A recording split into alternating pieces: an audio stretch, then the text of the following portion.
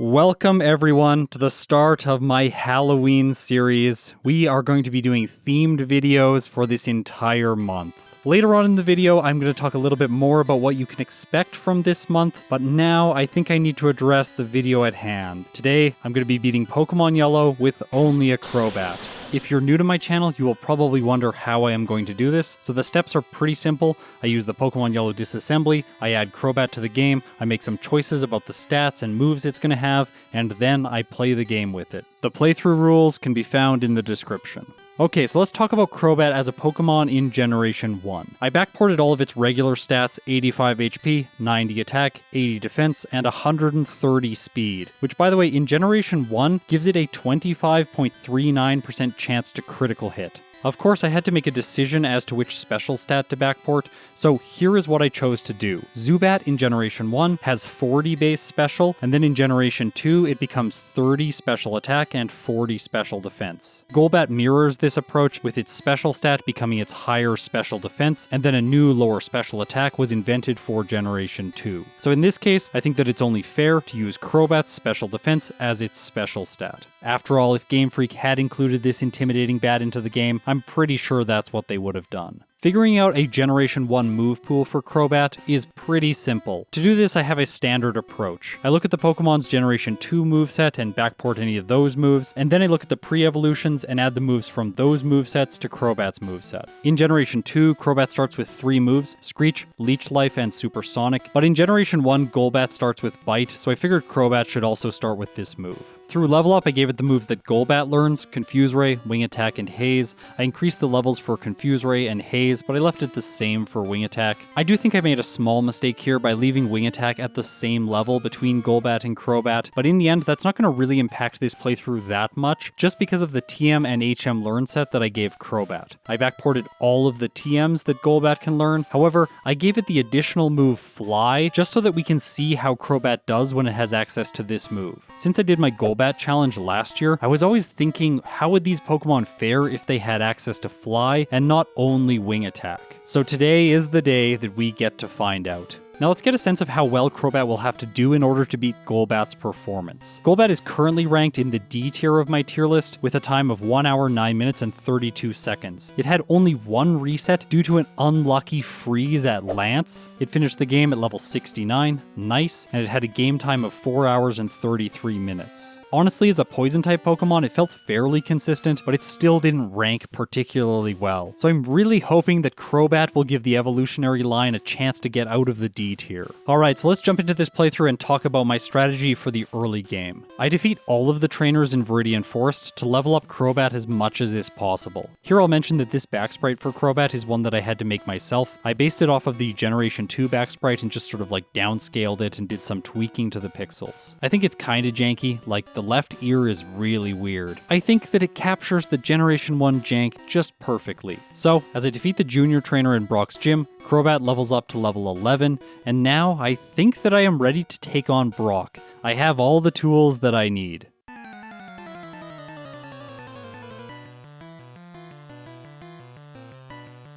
So first of all, let's get some game mechanics out of the way. The rock and ground types do not resist bug type moves, so that means Leech Life is going to be doing neutral damage to all of these Pokemon. Additionally, all bug type moves are physical in Generation 1, so if I use Screech to lower Brock's defense, then Leech Life will do even more damage, and it will heal Crobat for more health. This gives me a path to an easy victory over the Geodude. After lowering its defense to -3, I knock it out with 3 uses of Leech Life, and the healing allows Crobat to stay in green health. So now against the Onix, let's talk about a couple other game mechanics. The fact that Crobat is faster than Onix means that I can always stall out its Bide. Also, Supersonic is going to do more damage after I've set up Screech, because self-inflicted damage is calculated using the user's attack and defense stat. Additionally, if my health is just really high, I could use Bite, which has a little bit more damage than Leech Life, plus it has a 10% chance to cause a flinch. You might think that's a little weird because in Generation 2 it was updated to a 30% chance, but yeah, it's only a 10% chance in Generation 1. Now all of these factors stack together to give Crobat an incredibly fast win over Brock. It defeats him in 5 minutes and 29 seconds. On Route 3 I fought minimum battles and minimum Pokemon, and then in Mount Moon I just skipped all of the trainers and headed straight towards the super nerd who guards the fossils. Here, for anyone who is new to my channel or doesn't play a lot of Generation 1, I should mention an interesting type interaction. The bug type is super effective against the poison type, and the poison type is super effective against the bug type. Starting in Generation 2, this was changed. However, even when the bug type is super effective, Leech Life is still so weak that it is not doing more damage than Bite. I defeat the super nerd, grab myself the dome fossil, take out Jesse and James, and then head into Cerulean City. Now here I always have to make a choice. Do I want to face Misty or do I want to face the rival on Nugget Bridge?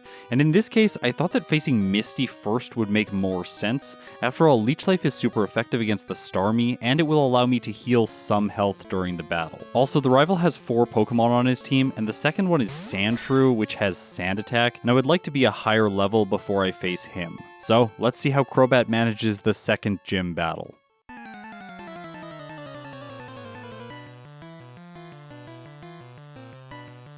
First up is Staryu. I go for Bite. It does almost half. Misty uses an X defend, and then Crobat completely negates it by getting a critical hit, knocking the Staryu out. Next, she sends in her ace Starmie, which is speed tied with Crobat, by the way. It wins the tie, hitting Bubble Beam, and it gets a critical hit doing 2/3 damage. Crobat uses Screech, lowering Starmie's defense, and now I'm going to use Leech Life to gain back some of my health. However, like I said just previously, this move is very weak, and it is really not doing that much. Now in this case, I will win if the Starmie keeps using moves like Tackle and Harden. However, Crobat has such low health and it is not gaining health back fast enough that if the Starmie uses Water Gun or Bubble Beam, I am going to lose. And in this case, right before I knock it out, it chooses Bubble Beam and knocks Crobat out, giving me my first reset of the run.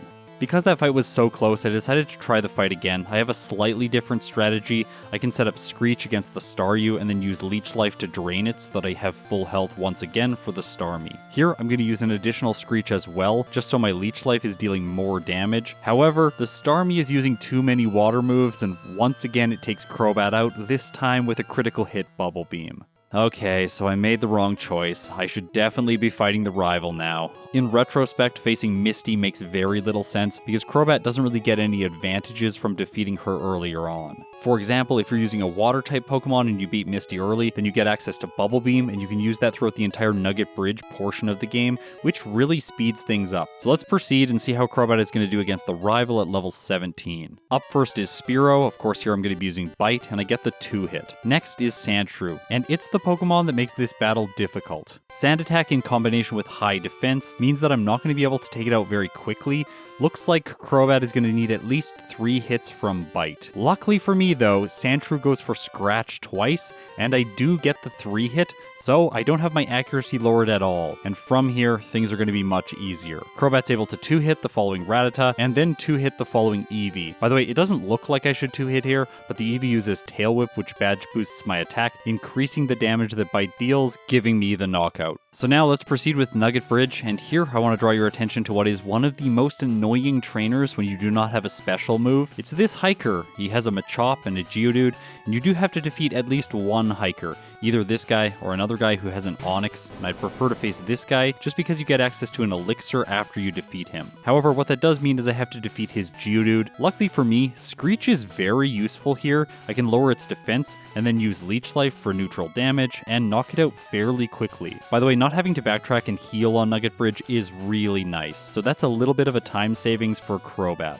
And here I make a small mistake. I think my brain was thinking that I had beat Misty because I did go into the gym and face her. So I defeat the Rocket and head south into the tunnel, and then when I'm in here I'm just like, oh, actually I forgot Misty, so I turn around and go back and face her again. Now that Crobat is level 22, it has the outspeed on the Starmie and a guaranteed 2-hit on the Staryu. At this point I've also learned Confuse Ray, which is much better than Supersonic because it has 100% accuracy. So on the first turn against Starmie, I can confuse it reliably and then use Screech to lower its defense. When it hits itself, it does more self-inflicted damage, actually about a quarter in this case. I get a critical hit with Leech Life, healing me almost to full. Starmie hits itself again, and I take an easy victory over Misty after Nugget Bridge. Before the rival on the SS hand, there is one notable battle. It is Sandy with her 3 sand-attacking Pidgeys. I always save in front of her in first playthroughs because I'm worried I'm not going to get the one-hit range, and in this case, Crobat doesn't. The Pidgey survives on red health. Luckily, the first one goes for quick attack. Against the second one, I get a critical hit, knocking it out in a single turn, and now that I've made it to the third Pidgey, I've basically won. Sand attack is much more potent if it gets set up earlier on in the fight. On the SSN, I do my standard first playthrough play of picking up Rest. I like to have this move just in case my Pokemon needs it, and I think it actually might have utility for Crobat early on into the playthrough. I'll talk about that in a little bit though. For now, I have to defeat the rival. Now, Crobat hasn't learned any new useful moves here, so I'm still just relying on Bite. However, the rival's levels haven't changed significantly from the battle on Nugget Bridge, so in solo playthroughs, the solo Mon is very overleveled by this point, and this battle is usually not a problem. One of the primary reasons I lose this fight is because of Sand Attack in combination of not managing my PP well enough. As you can see, I'm almost out of Leech Life, and Bite is getting low as well. However, no Sand Attacks hit me this time, and I take an easy victory.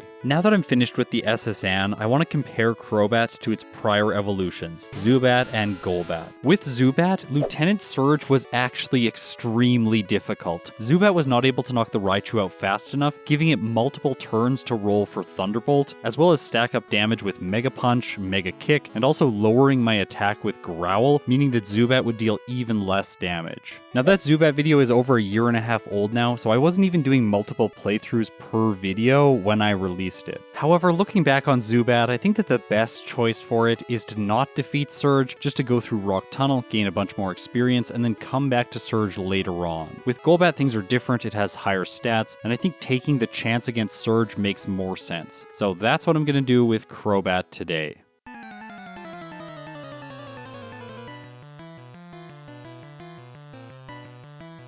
Because of my high base speed, I am faster than the Raichu already, which is perfect, meaning I can go first with Bite and potentially cause flinches against the Raichu. My first attack does more than half because of a critical hit. Raichu hits Mega Punch, which does about a quarter to me, and then Crobat gets another crit with Bite, finishing Surge off in just 2 turns. So, Lieutenant Surge, like always, one of the worst gym leaders in all of Kanto.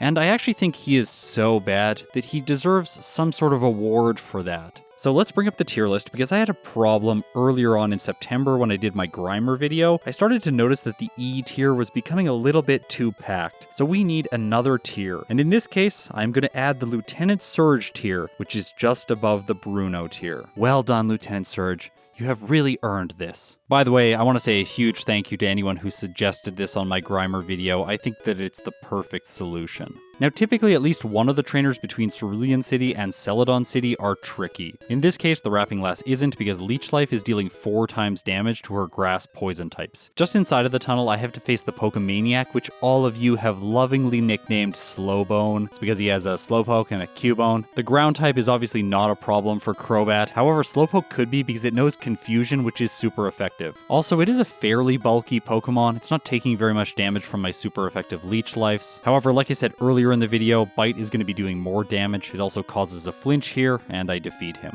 Now, you'd expect that the Status Condition Junior Trainer is going to be fairly easy for Crobat, but unfortunately, Leech Life is not able to knock the Oddish out, and it puts Crobat to sleep. This is only going to waste time. Absorb is dealing literally 1 hit point of damage every turn. However, Generation 1 sleep can last a really long time, and in this case, it does. Finally, Crobat wakes up, and I'm able to defeat her. Okay, so now that she's finished, I need to talk about the self-destructing hiker, who is the next mandatory trainer. Honestly, both Zubat and Golbat had a really rough time against him. However, for Crobat, I have a new strategy. Remember when I said Rest was going to be useful fairly early on? Yeah, it's going to be useful right here. I can teach Crobat this move in the place of Confuse Ray, because that move's not going to be very useful for now, and then against the self-destructing hiker, whenever one of his Pokemon blows up, I can just heal my health to full, and then survive the next self-destruct. There is a small flaw to this strategy because all of his rock types do know the move Rock Throw. However, if my health is getting low, I can just use Rest, and then hopefully they'll just use Self-Destruct on the following turn. In this case, the second Geodude uses self-destruct, blowing up, taking Crobat down to red health.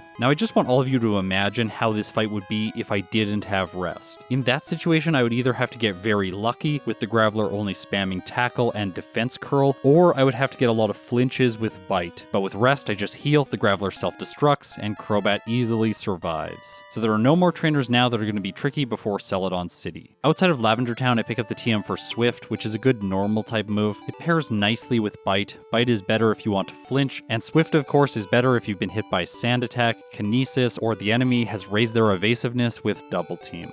In Celadon City, I'm going to explore the Rocket Hideout, which is definitely the safe play for first playthroughs. It grants you access to more vitamins, as well as an additional rare candy, and some extra experience because I usually fight 2 rockets in here. The one in the game corner that you have to defeat to gain access to this area, and then the guy with 2 Machops just so I can get the TM for Double Edge, as well as a hidden nugget. The extra money from exploring this area usually gives you 2 to 3 more vitamins, and in this case for Crobat, it has incredible speed, and I'm not going to be using any special moves, so I make the choice to buy 5 protein. Following that, I have a much more important choice to make, which is, do I teach Crobat Fly or do I wait? A common argument I see is that Wing Attack and Fly essentially have the same base power, because Fly takes 2 turns, whereas Wing Attack with 2 turns has the exact same base power. However, this is forgetting one major thing, which is the fact that if you're using Fly, you're going to one-hit more Pokemon than you are with Wing Attack. And one-hitting a Pokemon is so much better than 2-hitting, just because you give less opportunity for the opponent to deal damage back to you. And because of that reasoning, I think that teaching Crobat Fly right away is the best choice. In this case, I'm going to replace Bite, just because Swift has more utility throughout the mid-game. Koga's Venomoth knows Double Team, and Sabrina is essentially free if you know Swift and a move that can waste time. In this case, Rest is filling that role. Alright, so with a fantastic flying type move, I think it should be obvious to all of you where I should go next. Of course, I'm headed into Erika's gym. Here I can defeat all of the gym trainers very quickly because remember, Leech Life is dealing 4 times damage to all of these Pokemon. Yes, every single Pokemon in here takes 4 times damage from it, except Erika's Tangela. And obviously this battle is not going to be a problem for Crobat. Fly takes the Tangela down to low orange health in a single hit. I figured that I could just polish it off with Leech Life, but this just barely does not get the KO, which is pretty annoying. I finish it on the next turn and move on to the Weepinbell. Fly is obviously the better choice here, even though Leech Life does 4 times damage. The flying move takes the Weepinbell out in a single turn. I level up to level 33 over a damage rounding threshold, which I hope is going to give me the one hit on the Gloom, and in this case, Crobat gets it. So surprising absolutely no one, Erika was completely trivial. While Fly was amazing during this section of the game, I do want to cover one of the major downsides of using it in the next battle. First of all, it has 95% accuracy, which is always annoying. However, the real downsides are its type matchups. It hits electric Pokemon for not very effective damage. Additionally, because of its low base power, which in Generation 1 is 70, it doesn't do well against Pokemon with high defense stats, like the Shelder line or the Sandshrew line. Luckily in this case, I get a critical hit against Shelder, so no problems there. And then against Sandshrew, this thing has fallen off a lot by this point in the game, so I easily one-hit it. However, I assume in the next battle, Sandslash is going to start tanking these hits pretty well. Crobat has no problems against the Chandler in Pokemon Tower. Fly just one-shots all of their Pokemon. There's some mid-game stuff that I have to take care of next, like Cycling Road as well as the Safari Zone, but after that I have to make a decision of where to go next, either Silph or Koga's gym. In this case, I think that taking on Koga first makes more sense, just because Fly is super effective against all of his bug types. However, that does mean that I have to face the Jugglers first. Now they can be a little bit scary because they have a lot of Psychic types on their team, and in this case the first Drowsy in the gym survives Fly with a sliver of health. Okay, so that's not too encouraging. Luckily, the Juggler switches to Kadabra, so I knock it out right away. He sends in another Drowsy, and then instead of using a move, he just switches to another Drowsy. It goes for Disable, which disables Leech Life. Doesn't matter, I knock it out with Swift. And so I make it through this fight because the Juggler trainer class is completely awful. With that out of the way, let's take on Koga.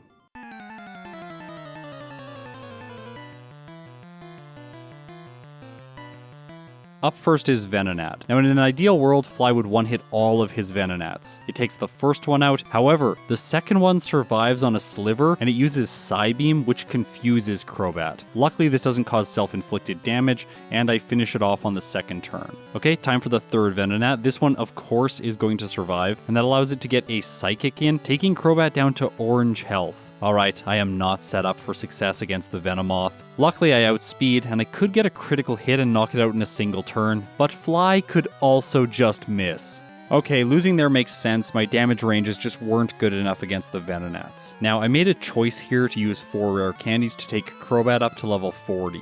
That did leave some experience on the table because I was close-ish to level 37. However, I was really banking on the fact that Crobat is going to be significantly better than Golbat, so I hoped that using these rare candies here would be safe, and giving up a few levels later on in the game wouldn't be a big issue. Please keep that in mind for later. Now Crobat is easily able to sweep through all of the Venonats and make it to the Venomoth without taking any damage. This time, Fly does not miss, it takes Venomoth down to red health. Crobat can then tank a Psychic, which by the way does a lot more damage than I was expecting. Crobat survives on orange health. Now, I do go for Fly here again, but I definitely should have finished the Venomoth off with Swift. It doesn't matter in this case though, because Fly connects and I defeat Koga. The next major battle that I decided to do was the rival in Silph, but before that, I think Crobat needs a moveset upgrade. I'm going to teach Mega Drain in the place of Leech Life. While the bug move is super effective against Psychic types, it just isn't that good. Fly is just going to be better against the Alakazam line, for example. Really, Leech Life is only good against Executor, but in that case also, Fly is better. Plus, Mega Drain gives me super effective damage that also has recovery against Sandslash as well as Cloyster, which are the 2 first Pokemon on the rival's team.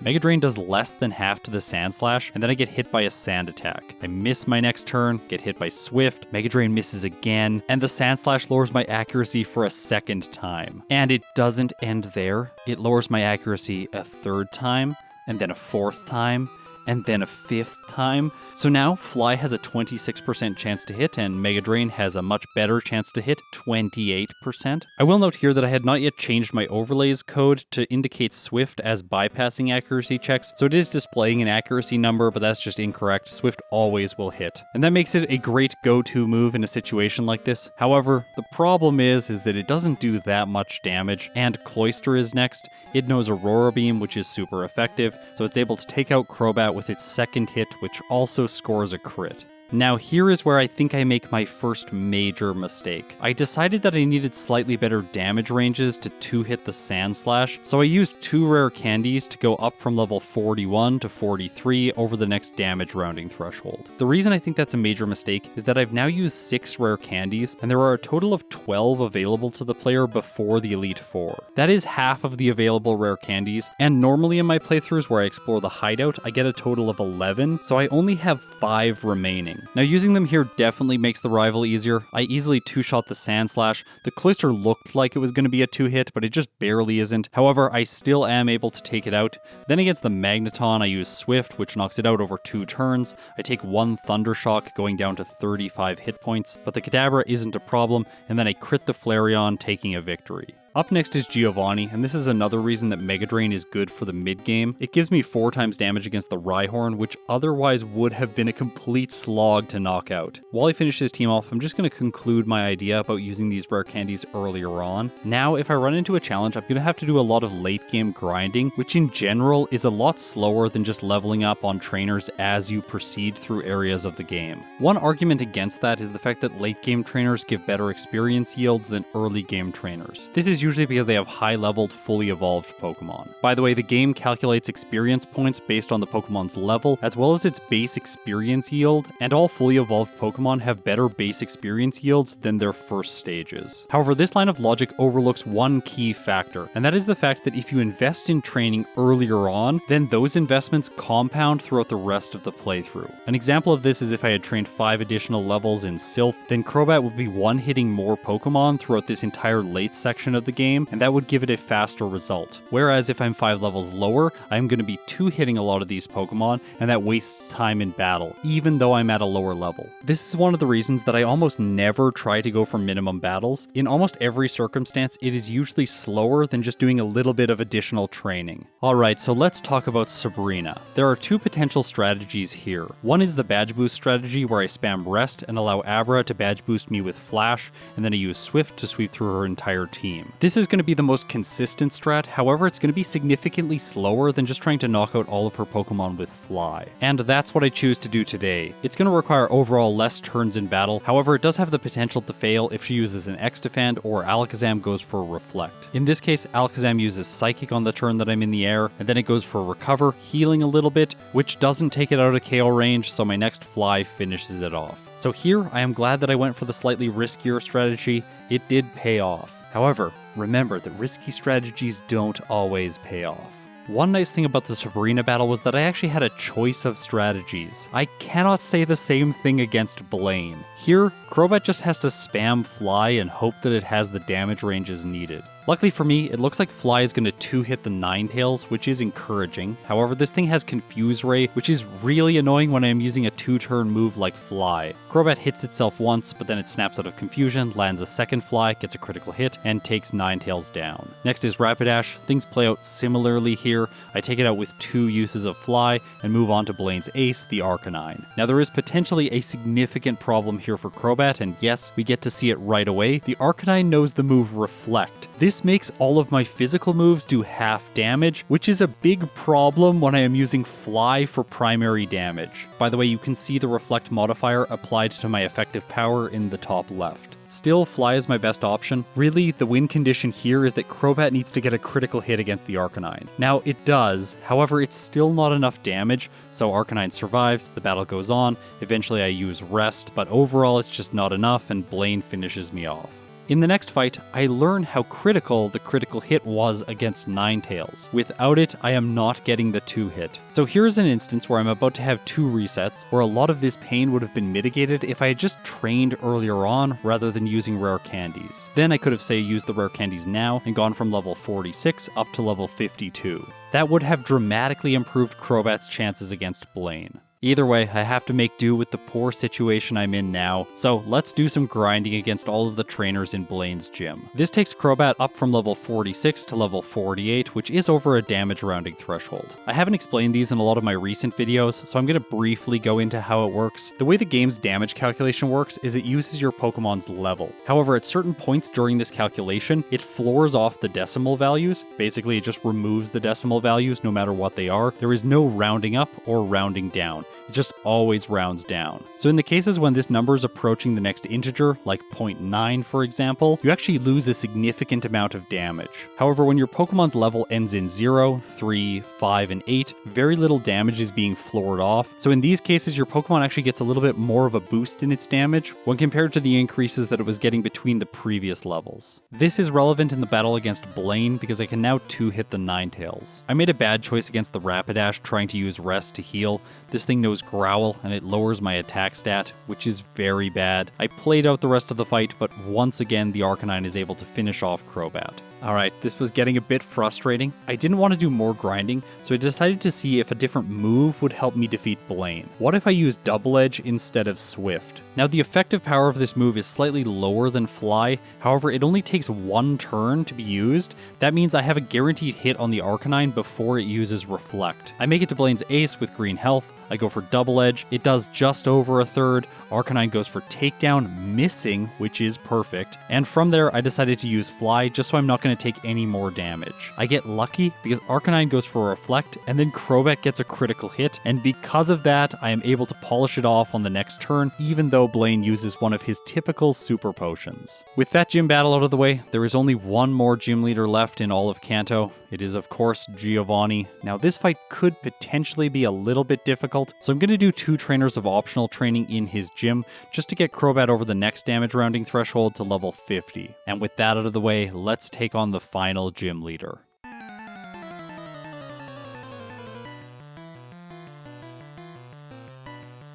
For this battle, I've taught Crobat Mimic in the place of Double Edge. By the way, I hate recoil moves, and having to use one for even one battle in the playthrough feels bad, so I am happy to get rid of that move. Plus, Mimic is fantastic for this fight because I can steal Earthquake from Dugtrio with basically no risk. It can use Sand Attack, but none of its other moves will do anything to Crobat. That's because it's a flying type, and this typing is actually pretty good against Giovanni's team. The Dugtrio, Nidoqueen, and Nidoking are all not particularly good against flying types. Granted, the Nidos do have Thunder, but their special stats are not as high as their attack stats. The real issue is the Ride-On, because it hits like an absolute truck with physical moves, and it has Rock Slide. What I'm banking on is my special move Mega Drain doing enough damage to it to finish it off in a single hit. However, before I get there, let's see how the Nidos go. Against Nidoqueen, which is more defensive, Earthquake does not do enough to knock it out. However, Thunder just misses, so I finish it off for free on the next turn. Nidoking is next. I once again go for Earthquake, it survives, goes for Thunder, misses, and I finish it off. Alright, so with some good luck, I have made it to the Ride-On. Please, Mega Drain, do enough damage. And in this case, it doesn't. It actually definitely doesn't. The Ride-On survives on orange health. However, Giovanni just uses a guard spec. That gives me one more turn, so I finish him off on my first attempt. So that was a very lucky victory. However, a win is a win, so I'm going to take on the rival on Route 22 next. Here, there's a fun play with Mimic if you have a high speed Pokemon. You can use it to steal Sandslash's Slash, which will always get critical hits. So now this has the highest effective power out of any of my moves against most of his Pokemon. I finish off the Sandslash with 2 hits. Fly 1 hits the Execute. I can use Mega Drain to 2-hit the Cloyster. And then against Magneton, I can use Slash to 2-hit. The Kadabra isn't a problem because I'm faster. I easily 1-hit it and make it all the way to the Flareon. Honestly, this battle is very easy. Slash does a lot of damage. Flareon does use Flamethrower, but Crobat survives, and I take the victory. And now we have reached the point in the playthrough where I have to prepare for the league. Let's check in with the real-time clock because it is approaching 53 minutes. Let's go all the way back to the beginning of the video when I talked about Golbat's final results, around 1 hour and 9 minutes. Crobat looks poised to completely blow that result out of the water, even in its first playthrough. However, there are still 5 trainers left, so let's see how they go.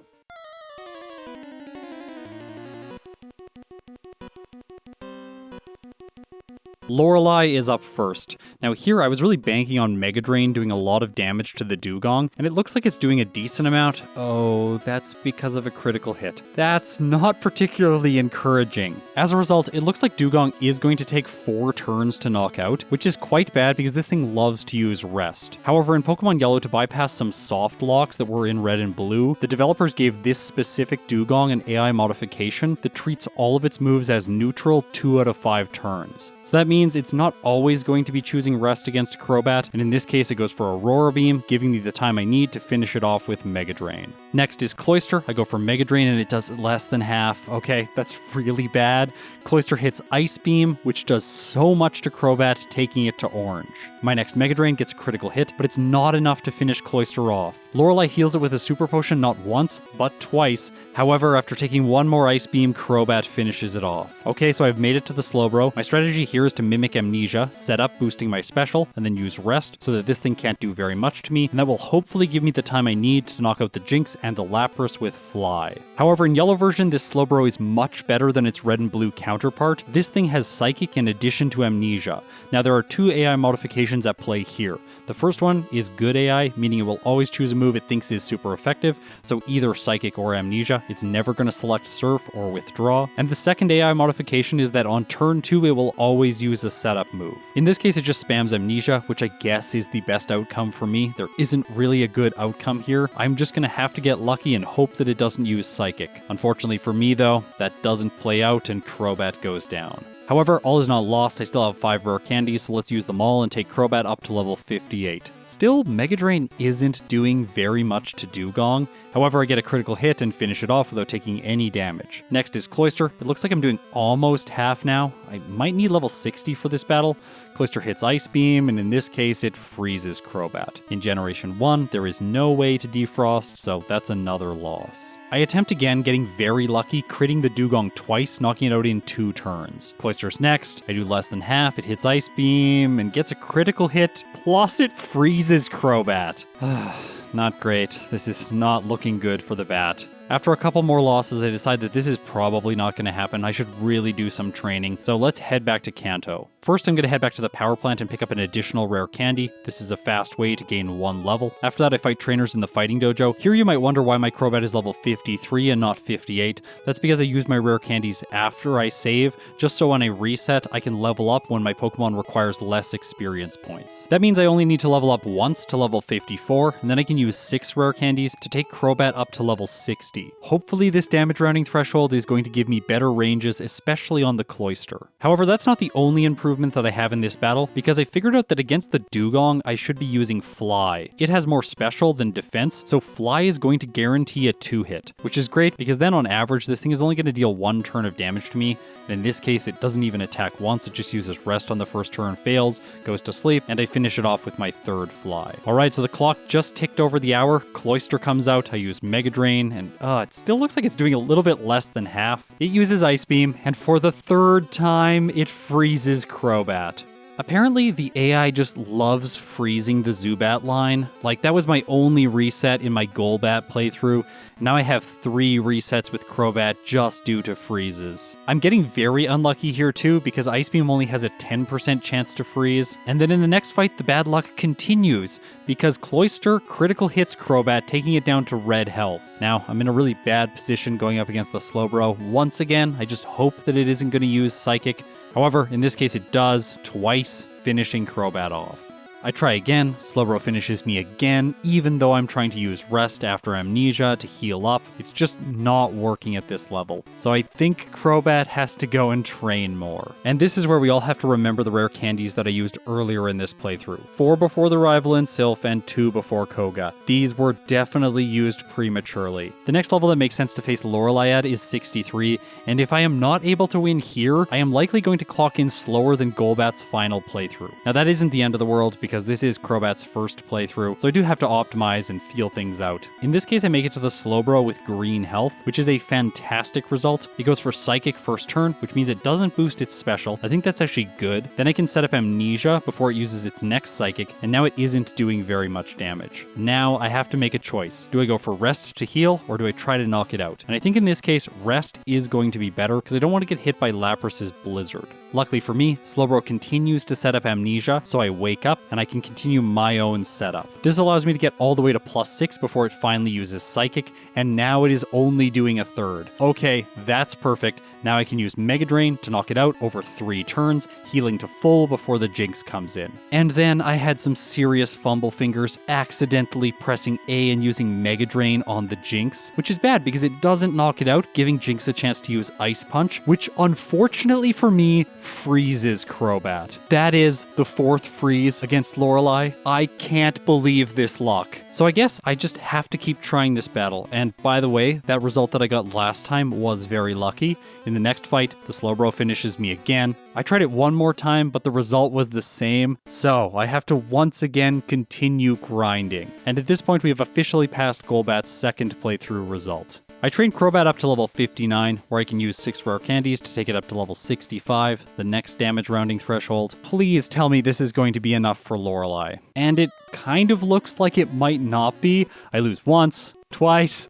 lose 3 times, and then I continued being stubborn, trying it for a 4th time, and this time I get lucky, setting up fully against the Slowbro. This allows me to knock it out and choose the correct move against Jinx. With Fly, I knock it out in a single hit and move on to the Lapras for the first time in this playthrough. Okay, Mega Drain, please get the knockout. If Blizzard freezes me, I am gonna lose my mind. But luckily for me, the grass type move is enough, and finally, Crobat has finished Lorelei. I honestly don't know if I deserve to play the silly music for the next fight. That battle against Lorelei was brutal. However, the Hikers team is just not going to stand up to Crobat. I have Mega Drain for the Onyxes and Fly for all of the fighting types. By the way, I do miss on the Machamp, but this thing is still trash. It actually doesn't matter. It does hit me with one of its best moves, Submission, and it does almost nothing, as you would expect, because Crobat doubly resists it. So now let's move on to the second member of the Elite Four, Agatha. I hope that joke isn't getting old for all of my regular viewers. I constantly have people telling me that it is one of the funniest jokes they've heard, despite the fact that I use it in almost all of my videos. Anyways, let's move on. How could things go wrong against her?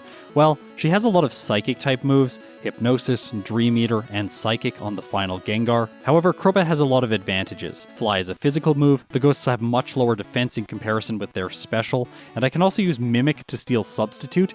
This completely blocks confusion-inducing moves, so there is no way to be hit by Supersonic or Confuse Ray. Unfortunately, it doesn't block Hypnosis or Glare, but I'm kind of hoping that Fly is going to get a lot of one-hits here. I make it past all of Agatha's intimidating Pokemon except her final Gengar. Okay, fingers crossed, I'm hoping for a one-hit. But unfortunately, Crobat does not get it. Gengar goes for Hypnosis, but it misses, which is typical of Hypnosis. That allows Crobat to get one more fly in and finish her off. Now you might think that Lance is going to be fairly difficult, because in Pokemon Yellow his movesets are actually quite good against Crobat. The first Dragonair has Thunderbolt, the second one has Ice Beam, Aerodactyl has much better moves than it has in Pokemon Red and Blue, and Dragonite has Blizzard and Thunder. However, Crobat just has the raw damage it needs. It's able to 2-hit the Gyarados, I crit the first Dragonair, and then I mimic Ice Beam and sweep through his final Pokemon in a series of 3 one-hits. So, after an incredibly bumpy ride, Crobat has arrived at the champion.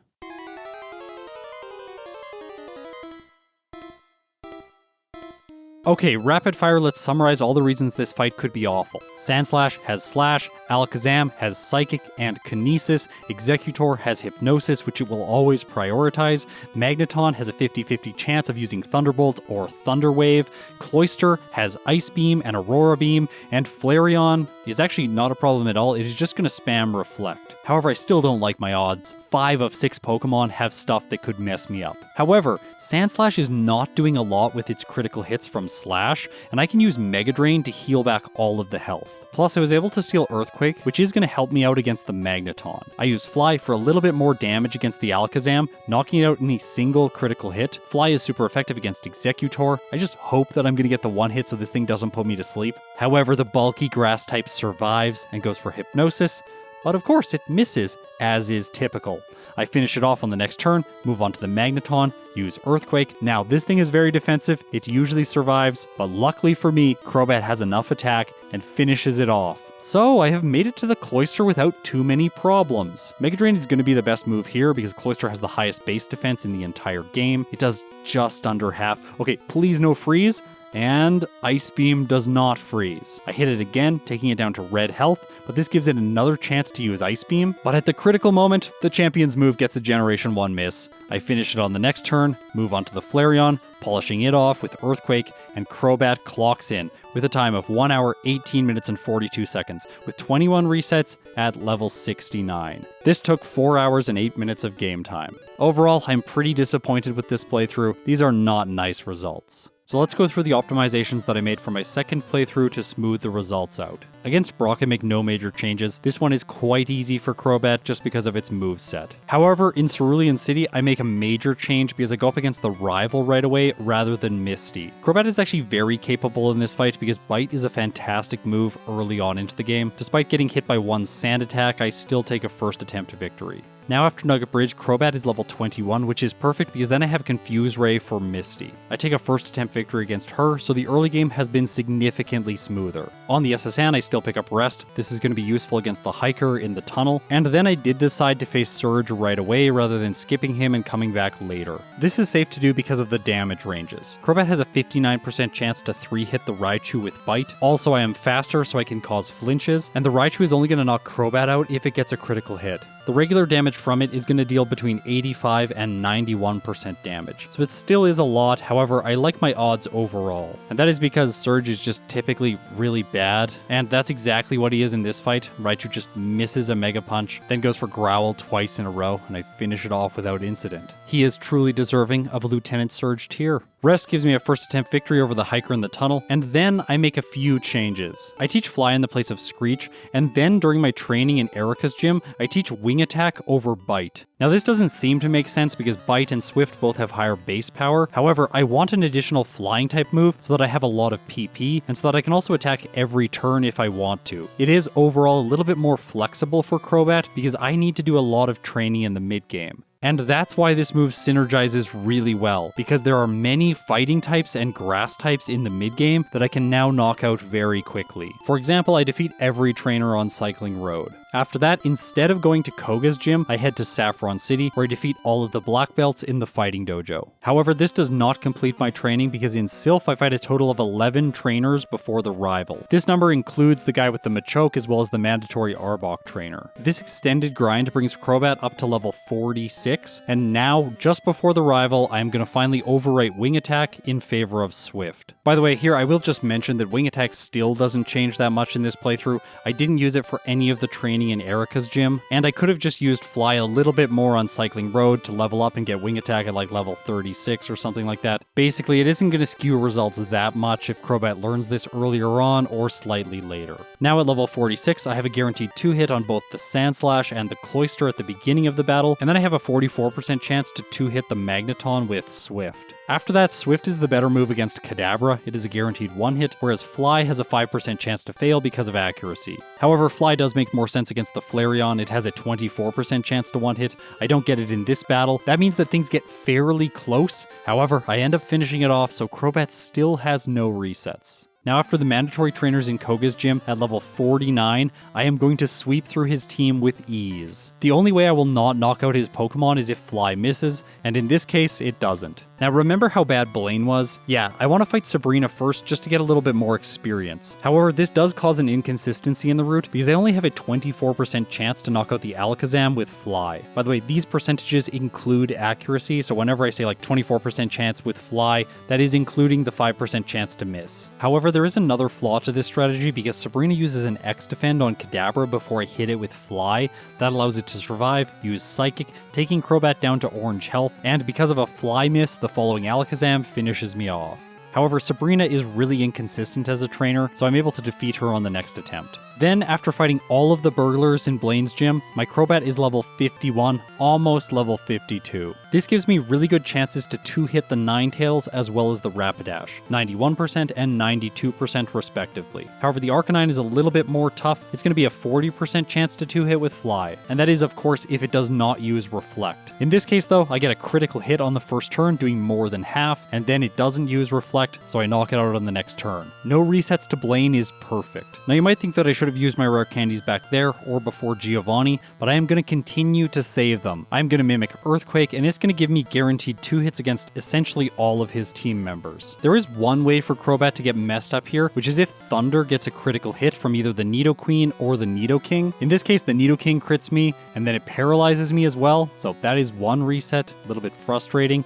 However, on the next attempt, you can see how I wanted things to play out. I survive one Thunder easily. They're probably going to miss one, and even if 2 hit me, it's not the end of the world, because then on the Rhydon, he can either use a Guard Spec, plus when I use Mega Drain, I'm going to heal Crobat, which should allow me to survive Rhydon's Rock Slide unless it gets a crit. The only thing to worry about against the rival on Route 22 is the Magneton using Thunder Wave. However, it can also use Thunder Shock, which is what happens here. I finish it off, and from there, I take an easy victory. I fight 4 trainers before the league, and then I backtrack to the power plant to grab 1 additional rare candy. So now, Crobat is level 58, and I have 12 rare candies. All of the inconsistencies on Sabrina, Blaine, Giovanni, and the rival on Route 22 were to set this up, so that I can take my Crobat up to level 70 before I face Lorelei. With a critical hit, I now have 1 hits on the Dugong as well as the Cloyster, and essentially guaranteed 2 hits. If I miss the Dugong, I'm not going to 2-hit it. That makes the opening of this battle so much easier. However, I am also able to change the ending stage of this battle because setting up with Amnesia is objectively the wrong choice. What I should be doing is using Fly twice against the Slowbro to just simply knock it out. After that, I can use Fly on the Jinx to knock it out as well, and what that means is that I can make it to Lorelei's Lapras with decent consistency. So, let's go through the damage ranges against this thing. I have a 90% chance to 2-hit, and the Lapras only has a 2% chance to 1-hit me with Blizzard. However, you might wonder if this little amount of damage that I have taken is enough to give the Lapras the knockout. It is not. Lapras's Blizzard only does 41% damage to 48% damage. So essentially, the only way that Crobat is going to lose in this instance is if Blizzard freezes. So I'm able to defeat Lorelei on my first attempt. That is a major real-time improvement. However, there still are some inconsistencies in the league. For example, Agatha's final Gengar is only a 40% chance to knock out with Fly, so it could use Hypnosis against Crobat and mess me up. However, that doesn't happen in this playthrough. Also, Lance is a little bit inconsistent because I only have a 71% chance to knock out the first Dragonair. As a result, it can use Thunder Wave if it survives my hit, which is what happens in the first fight. With its speed cut, Crobat doesn't have what it takes to win, so I have one reset here. However, even if I don't get the favorable roll against the Dragonair, Lance can use a Hyper Potion on it, preventing the Thunder Wave, giving me another chance to roll for lethal damage. This is what happens in the next fight. Ice Beam doesn't freeze, and I finish off his final 3 Pokemon. From there, as I demonstrated last time, the champion really isn't that difficult. I have a 2-hit on the Sandslash, a 95% on the Alakazam, a 93% chance on the Executor, a guarantee on the Magneton, a 91% chance to 2-hit the Cloyster, and a guarantee on the Flareon. So, Crobat clocks in with a time of 1 hour, 3 minutes, and 3 seconds, with 3 resets at level 73. This took 4 hours and 3 minutes of game time. Honestly, when compared to Golbat's results, it was better, but it wasn't that much better. The fact that Lorelei is so brutal really ruins Crobat's chances. And to demonstrate this point, I'm going to have to talk about a piece of software that we have been developing behind the scenes. Harry has been kind enough to volunteer his time to build this for me, so please everyone give him a big thank you in the comments. Also, Editor Scott here, I just want to put in another thank you to Kevin for specifically getting the ball rolling on this project. I really couldn't have done it without you. This software allows me to automatically generate graphs based on the data that I collect during my playthroughs. So for example, this graph, which shows cumulative resets against the splits of the run. Here, my first run is shown in the poison color, whereas my second run is shown in the flying color. Overall, you can see that my first run is a lot more bumpy until I get to Lorelei, and then the reset count basically goes vertical. Whereas with the second playthrough, everything is significantly more consistent, with only single resets occurring at certain trainers. The next graph demonstrates the strategical principle I was using in each playthrough. As you can see here, the first playthrough has a lower real time throughout the middle section of the game. However, then its real time spikes up once I reach Lorelei. As is expected in the early game, my real time is lower with my second playthrough just because I'm playing a little bit better and more efficiently. I will also mention that the Rocket and Misty were done in the opposite order in my second playthrough. So that's why the real time goes down between those two splits. It's not like some error where I went back in time or something like that. Now, a lot of people say that game time is the superior metric because it takes out a lot of the player error introduced in real time. However, I disagree with that, so let's look at another graph, which is game time against splits. In this case, you can see essentially the same graph as was present with real time. However, there is time lost in the first playthrough. That's because I had to do a lot of backtracking, as well as additional training before Lorelei. And as a result, even with the extreme training in the mid-game, Crobat is able to clock in with a faster game time in its second playthrough. So if Crobat was introduced in Generation 1, where would these results place it in the tier list? Well, its results are close to the top of the D tier, slightly faster than Pokemon like Chansey and Omanyte, which honestly is not a particularly good performance. So we've determined with Fly and an early Wing Attack, this line is just not very good in these games. Honestly, it's just not very good in Generation 2 either. Like, Crobat doesn't get a good moveset for quite a while. That's it for this video. Like, subscribe, and ring the chime echo so you're notified when I post new content. If you support me directly through Patreon or YouTube memberships, thank you so much. It means the world to me. And now, if you've made it this far, you are incredible. I will see you in my next video.